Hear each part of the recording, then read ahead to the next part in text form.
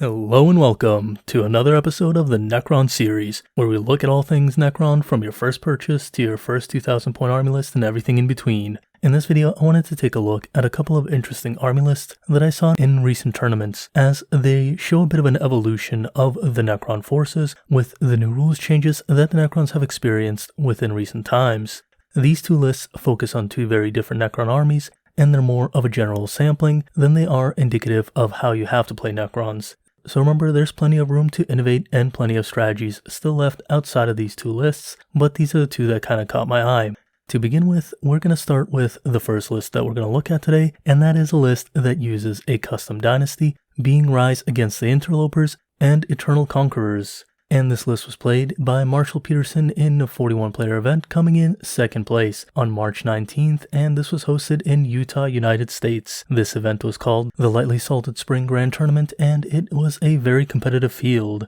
And looking at this list, there are quite a lot of interesting things. The first thing you'll notice is the lack of Relentless Expansionists, which has fallen out a bit of the meta. However, Eternal Conquerors has remained. As you can see in this situation, and we'll see why the Expansionist option has kind of fallen out of favor, in exchange for things like a Rise Against Interlopers that says when you attack enemy infantry or bikes, an unmodified roll of 6 to hit automatically wounds the target. As you can see, this gives you a little bit more offensive capability, but in exchange for a little bit of mobility, so this list will be compensating for mobility in a few different ways. Eternal Conquerors is ever present, as 9th edition is a very objective focused game, so having the ability to have objective secured on your models, as well as models with objective secured counting as double, does give you quite a lot of ability to take objectives and sit on them. This in addition plays very well with what the Necrons want to do, as Necrons have a lot of very durable units that can sit on those objectives and perform very well while holding them. So with that being said, let's take a look at what this list actually includes within it. To begin with, like all battalion detachments, this list begins with your HQ choices, with the first HQ choice being one that we have not seen before, which is Anrakyr the Traveler.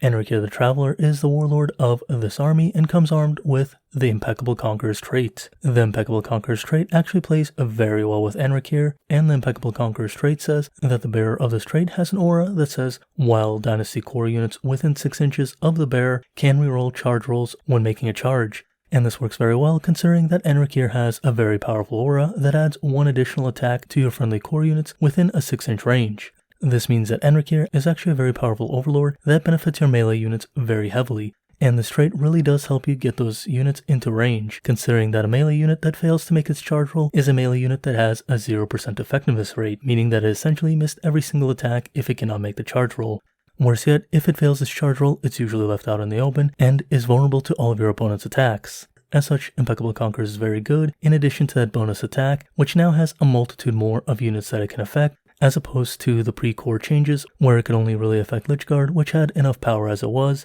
or something like the Necron Warriors, which really didn't want to be within melee. Now all of a sudden, Anrakyr can boost the mobility of things like Scorpic Destroyers, Flayed Ones, and many other options, and while at the same time giving them the ability to make a lot more attacks. And that's something that I think was very good from Games Workshop, changing the core restrictions on different Necron forces, as it really opened up the ability for some of these named HQ choices to really see some serious play within tournament competitive lists. After Anrakyr, the second HQ choice is a simple overlord, being armed with a relic, a resurrection orb, and a war scythe. For the relic, the overlord has the rather powerful Veil of Darkness, which gives you a lot of mobility, and pretty much every Necron list, outside of a few specific cases, will be utilizing the Veil of Darkness to a very high degree, considering how much mobility it offers you and how well it lets you set up position in different games. As a whole, relics such as this are incredibly powerful within the 9th edition rule set, and you'll see most armies that have the ability to access something like this utilizing it as well, so it does help you counteract those a bit as well. Now following this, there's actually a third HQ choice, in this case being another named character that has benefited incredibly heavily from the different core changes within the Necron forces.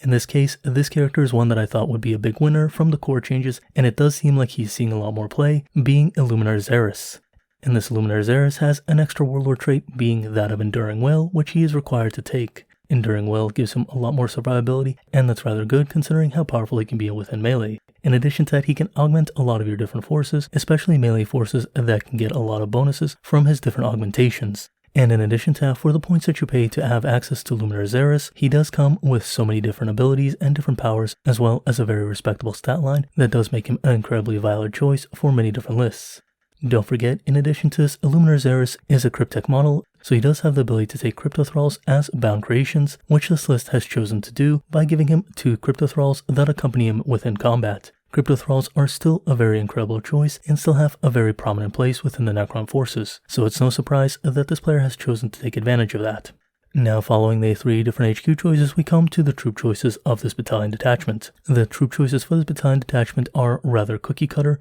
being 6 units of 5 Immortals each, armed with the Gauss blasters. This is a very standard choice within many Necron lists, and it does seem like the Immortals have overtaken the Necron warriors to some extent, as the Immortals do cost a little bit less when taken in their minimum squad size and have a decent amount of punch to their abilities. Not only that, but with the core changes, Necrons seem to favor more elite-style builds, making the Silver Tide list a little less common. I haven't really seen any Silver Tide lists really showing up recently, but that doesn't mean that they aren't around. In fact, I wouldn't be surprised if a Silver Tide list does kind of show up again once we see a little bit more of a trend towards weapons that hit very hard, but actually have a little bit of a hard time dealing with swarm armies. As such, Necrons do have a lot of flexibility between the 2 different strategies, though in this case, they seem to be preferring their mortal builds over the Necron warrior builds. Moving on from the different troop choices, we come to the different elite choices, and this list includes quite a few of those. As mentioned before, Necrons have been trending towards more of these power units than anything else. However, this list does take a little bit of a different turn in this situation, as it does take a bit of a swarm build by taking 3 different units of Flayed Ones, with the first 2 units of Flayed Ones composed of 13 different Flayed Ones, and the 3rd unit being a unit of 6 Flayed Ones. In this case, the 3rd unit of Flayed Ones seems like a deviation, being a little bit of a separation from some of those units, making them a little bit smaller in order to give yourself a little more board presence. This can be very effective, as that one small unit of Flayed Ones can be a rather big annoyance when it's taking an objective or moving around the map and being a general hindrance, while those 2 bigger blocks of Flayed Ones do some of the work in melee combat. Don't forget, the Flayed Ones have seen a bit of a points drop, which has given them a lot more ability to see play, and coupled with things like Anrakyr the Traveler or a Veil of Darkness, they do become a very credible threat and can be a very big hindrance for your opponents considering how many attacks the Flayed Ones can put out for their low points cost. As such, they have been seeing a lot more prominence within different Necron builds, though I will mention they're very expensive to buy in terms of dollar cost, considering that 5 models will run you $50 or more. So anything you can do to bring down the cost of those Flayed Ones is definitely a very good idea to look into, because right now as it stands, I think they're a bit too cost prohibitive, which is a big shame considering that the models are rather beautiful and how disturbingly grotesque they can be. Anyway, moving on from the 3 elite choices of the Flayed Ones, the next 3 elite choices are 3 units of 3 Scorpic Destroyers with their standard loadout, as Scorpic Destroyers do not have different options in terms of loadout, and each of these units is accompanied by a non-force organization slot known as the Plasma Site. And the Plasma Site was already seeing a bit more of a trend towards popularity due to the increased output that it gave to the Scorpic Destroyers. However, with the points reduction in the Scorpic Destroyers, it makes it a lot easier to include Plasma Sites in a larger quantity as opposed to a single Plasma Site. Not only that, but the addition to the core ability of the Scorpic Destroyers means that all of a sudden things like Anrakyr the Traveler or Illuminor Szeras can benefit them very effectively with their different abilities. So all of a sudden, not only do you have a general points reduction and the ability to benefit from different rules, but in addition to that, if a Plasma Site does roll poorly and you end up destroying one of your Scorpic units, it's much less of a hit due to the points reduction than it was in the past, making the Plasma Assist a little better, even though it was already starting to see plenty of play beforehand, which just shows that it's become all the better due to the points decrease. So as you can see, you already have a very interesting list in the sense that it does have a lot of swarm capability and has a lot of mobility thanks to that Overlord, as well as the ability for Illuminor Szeras and Anrakyr the Traveler to move along with those Scorpic Destroyers and benefit them rather well in terms of how many different buffs those Scorpic Destroyers can now benefit from. And with that being said, following the elite choices are 2 fast attack choices, being 2 units of 3 Canoptic Scarabs, and Canoptic Scarabs are still a perfectly valid choice that hasn't really seen any change with the different rule changes that have recently occurred, but they're still perfectly good objective holders and they're a rather big annoyance to your opponent. There's nothing wrong with fielding them, however there's always the discussion to be had whether the Crypto Thralls are better than Scarabs, or if you just include more Flayed Ones in place of those Scarabs. However, in this case, as you can see with this list, the lead choice is rather packed, making it harder to include additional Flayed One units, and in addition to that, due to the low number of Cryptex within the list, you are limited to the amount of Crypto Thralls you can take, as they do take up an elite slot when not accompanying a Cryptex. So this list does have to make some concessions in certain situations to include all of the different things at once. Though with all of that in mind, there's nothing wrong with including Scarabs alongside Flayed Ones and Crypto Thralls to give yourself a little bit of variety in terms of different units and profiles that are included within your list so that you might better tackle different options. Now following the fast attack choice is 2 heavy support choices, the first heavy support choice being 2 Locust heavy destroyers armed with Gauss Destructors, and the second heavy support choice is a single Locust heavy destroyer being armed with a Gauss Destructor. It's interesting to note that the units were split up in this way, as opposed to each Locust heavy destroyer being in its own unit, as you can have up to 3 heavy support choices within a battalion detachment. Though there might be some justification for that, considering that Illuminor Szeras can buff one of the units of Locust heavy destroyers before moving away from them and supporting the Scorpic heavy destroyers. This does have a little bit of a risk due to the ability for Illuminor Szeras to fail to actually give them anything beneficial, though in many situations you'll have more time to buff your Scorpic heavy destroyers as you move them up the board, and there's some potential benefit to buffing the Locust heavy destroyers in situations where you don't necessarily need to buff the Scorpic destroyers right away or one of your other units. Though in any case, I am very happy to see the prominence of Locust heavy destroyers, and they're very effective for what they do. They do only have 1 shot each, though it does hit very hard, and it can be a much needed addition to the Necron forces that do have some difficulty taking out armored targets at a range. In any case, this list has one more option that's included within the army, in the situation being a single flyer, which is the Night Scythe. And the Night Scythe has seen a significant improvement, considering all of a sudden a lot more of your units have the core keyword, meaning that some of the stratagems and other abilities that the Night Scythe has do benefit those units. This Night Scythe does give this list a lot more mobility, as all of a sudden it can transport units and teleport units into position very effectively. In theory, the Night Scythe is still a little bit weak, though in theory having a second Veil of Darkness in a certain sense, and the Night Scythe is not so incredibly expensive that it's prohibitive in terms of inclusion. There are going to be times where other options are better than the Night Scythe in general, though it's good to see that there's some consideration for it now, considering it was a rather weak choice prior to the changes and saw very limited play, if any at all, prior to this time. In any case, I do think this is an interesting list. I do think there are a lot of different options within it that do enable it to be a lot more mobile than it initially seems, and there's actually a lot of buffing capabilities that's going on with those different HQ choices. Not only that, but it isn't necessarily a linear path of play, considering you can select your HQ choices to benefit different units depending on what you're up against, as in certain situations there will be times where you want to focus more on the flayed ones or on the Scorpic destroyers, depending what's across from you on the board. Though with that being said, I do think you're going to see a lot of situations where that normal Overlord is supporting one of the Flayed One units or one of the Immortal units, as the Resurrection Orb is going to have a lot more benefit on one of those larger Flayed One units, as well as the ability to reposition them is a little bit more prevalent than taking a single unit of Scorpic Destroyers. While on the other hand, when you surround the Scorpic Destroyers around Anrakyr the Traveler and Illuminor Szeras, all of a sudden you have a lot of ability to buff those Scorpic Destroyers with Anrakyr's aura, or you can even buff some Flayed Ones with Anrakyr's aura as well, considering it's an incredibly powerful aura, and the ability to mess with vehicles is just a little bit of an extra perk that Anrakyr comes with. And Illuminor Szeras can definitely travel with Anrakyr or take a different path, as he can benefit different units. Considering that the buff is permanent, he can buff a unit and move away, and then continue buffing other units that he is with.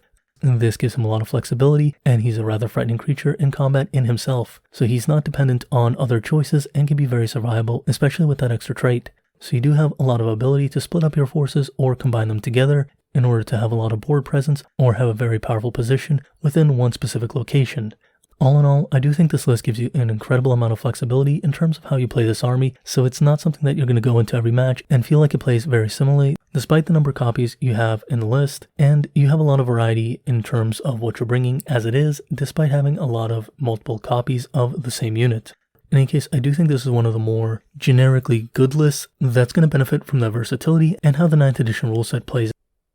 The second list I wanted to take a look at today is going to be a completely different list from the first one, as I like to find a variety of different builds that I can take a look at that strike my interest. In the situation, the second list placed in second place in a much smaller event containing only 12 players, being hosted on March 12th in South Australia, known as the Reaper Cup Grand Tournament. This list was played by a player named Simon Vickers, and as you'll see, if you thought the previous list was very elite, this one is even more so. The second list begins with a custom dynasty once again, and while one of the abilities is the Eternal Conquerors, the second one is Interplanetary Invaders. And Interplanetary Invaders says the vehicles can fall back and shoot in the same turn that have a -1 penalty to hit when doing so. In addition to that, vehicles that benefit from this also have no penalty to shoot while they are in close combat. And as such, you can probably guess that this is going to be a very vehicle heavy list, and you'd be very correct considering that this list begins with a Spearhead detachment. The HQ choice of the Spearhead detachment is a single crypt tech, being a Technomancer. This Technomancer has been armed with a Canoptic Cloak and given an extra relic as an option.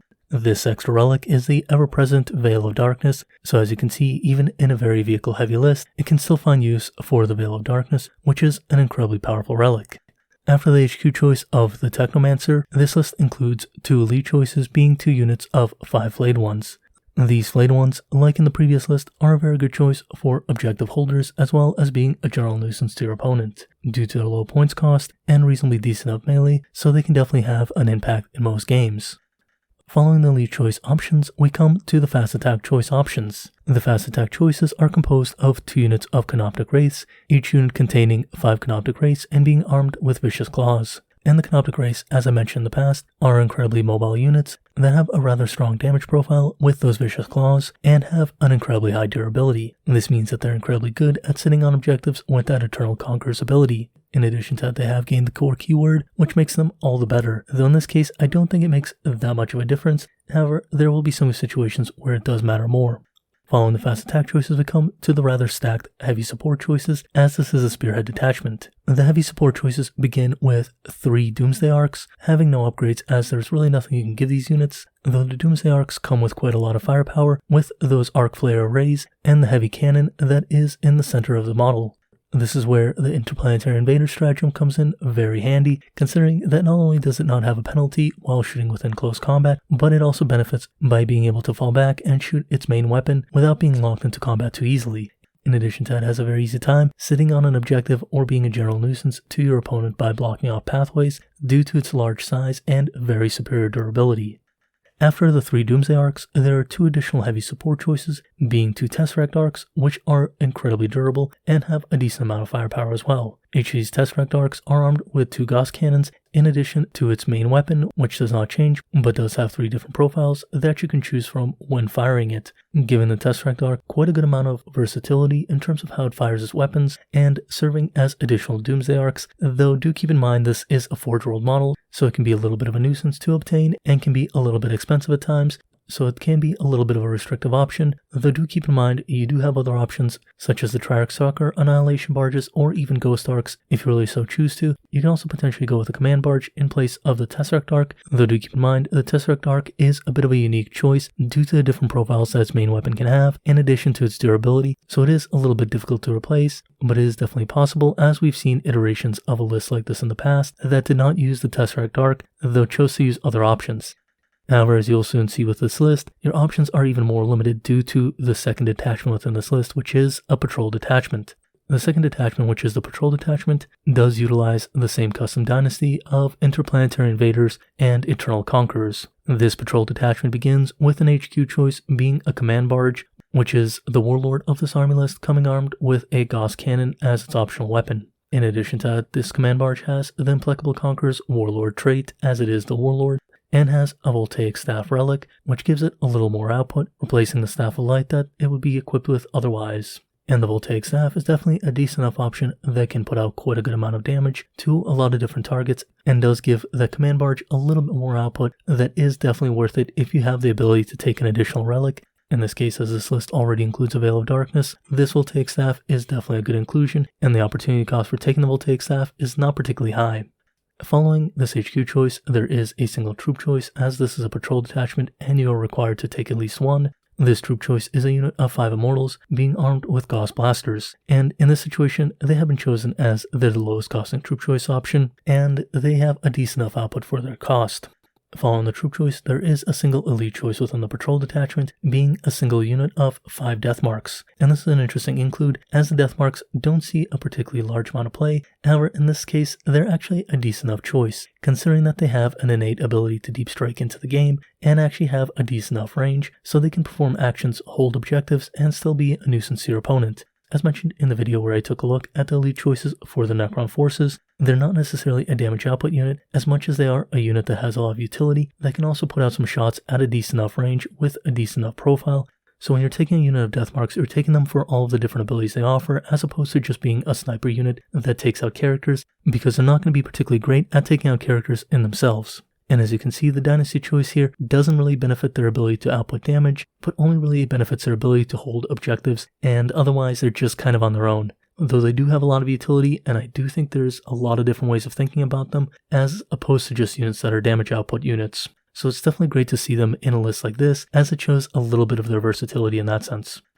After elite choices, this list continues with its trend towards heavy vehicles, in this case including 2 heavy support choices, which are 2 units of a single Annihilation Barge, being armed with a Gauss Cannon, and once again the Annihilation Barge is a very survivable unit that does have that ability to kind of replace that Tesseract Arc to some extent, though do notice here you've taken 2 Annihilation Barges, so you only have access to 1 more Annihilation Barge if you want to replace one of those Tesseract Arcs. In this situation, you could probably still manage that, though you will have to replace that other Tesseract Arc with something like a Triarch Stalker, which isn't necessarily analogous to the Tesseract Arc, but can probably be similar enough that you can get away with it in certain situations. However, I do think there's one important thing to keep in mind, is that while this list is actually very durable and can sit on objectives very well, it does have a very low model count, and while that doesn't necessarily mean it has a lack of firepower or ability to remove enemy models, there is a little bit of an issue that a lot of the game is trending towards very heavy weapons, so all of a sudden a list like this might not be necessarily ideal in certain metas where a lot of people are bringing smaller unit sizes of more elite options. As we saw with the previous list, that list had very large sized units of flayed ones as well as a lot of troop options that added up in culmination. Whereas this list has a much smaller scope of models and a much smaller pool of different tools to play with because of those heavy models that are going to be really resilient against certain lists, but then if you run into something like a Cataphron list or something that has a lot of heavy weapons, you're gonna struggle a little bit as those kind of start showing up in the meta to combat lists like this. And in addition to that, you might struggle a little bit with some armies that are a little bit more swarmy, as they can kind of position around you, though you do have that major benefit of having Eternal Conquerors, which does let you combat certain swarm units if they don't have objectives secured on their end.